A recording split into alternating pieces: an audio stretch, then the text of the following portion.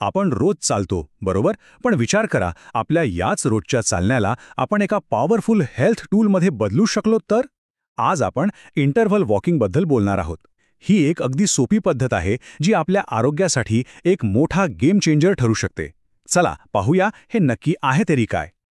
हाच तो प्रश्न आहे. आपण जे रोज चालतोय त्याचा पुरेपूर फायदा आपल्याला मिळतोय का? विचार करा. फक्त चालण्याच्या पद्धतीत एक अगदी छोटासा बदल केला आणि त्याचे आरोग्यावर मोठे परिणाम दिसू लागले तर? आज आपण तीच सिक्रेट ट्रिक्स समजून घेणार आहोत.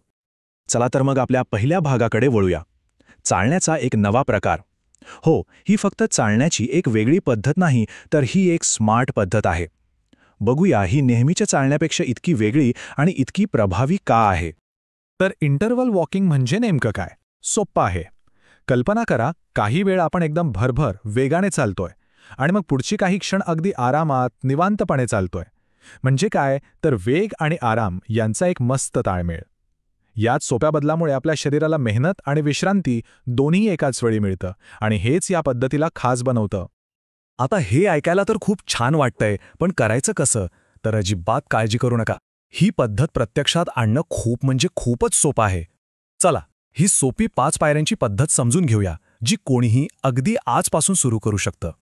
बघा, हे किती सोपं आहे. सगळ्यात आधी 3 मिनिटं नॉर्मल स्पीडनी चालायचं. हा झाला वॉर्मअप, म्हणजे आपलं शरीर तयार होईल. मग पुढची 2 मिनिटं एकदम फास्ट चालायचं, इतकं की श्वास थोडा भरेल. हाच आहे खरा वर्कआउट. यानंतर 3 मिनिटं एकदम हळू चालून शरीराला रिलॅक्स होऊ द्यायचं, म्हणजे रिकव्हर.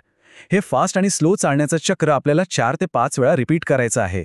आणि सगळ्यात शेवटी 5 मिनिटं हळू चालून शरीराला शांत करायचं, ज्याला आपण कूलडाऊन म्हणतो. आहे की नाही सोपं? आता येऊया सगळ्यात महत्त्वाच्या भागाकडे, फायदे.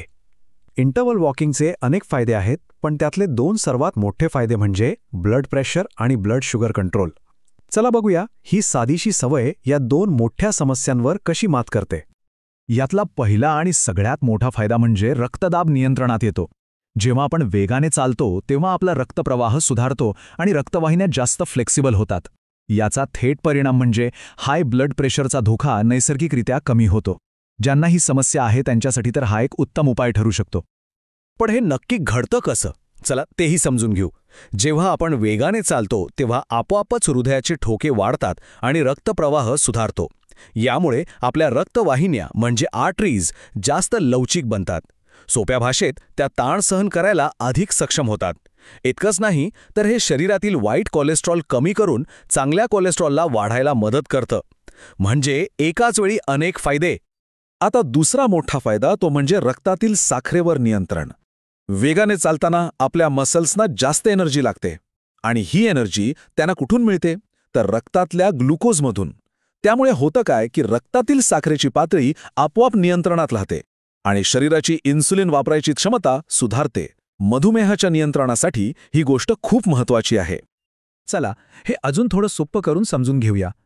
जेव्हा आपण फास्ट चालतो तेव्हा आपले स्नायू आम्हाला एनर्जी हवी आहे अशी मागणी करतात आणि ही एनर्जी त्यांना रक्तातल्या ग्लुकोज म्हणजे साखरेतून मिळते. यामुळे काय होतं की रक्तातली अतिरिक्त साखर वापरली जाते.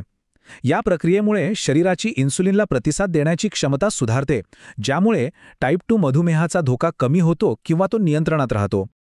पण थांबा, फायदे इथेच संपत नाहीत. ब्लड प्रेशर आणि शुगर कंट्रोलच्या पलीकडेही इंटरव्हल वॉकिंगचे अनेक जबरदस्त फायदे आहेत.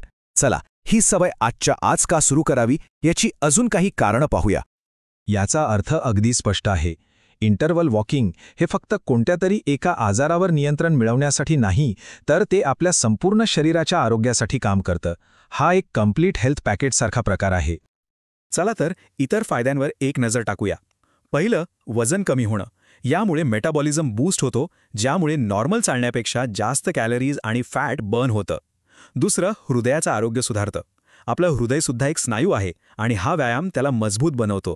आणि तिसरं, एनर्जी वाढते. हो, यामुळे स्टॅमिना वाढतो, थकवा कमी होतो आणि दिवसभर एकदम फ्रेश आणि एनर्जेटिक वाटतं.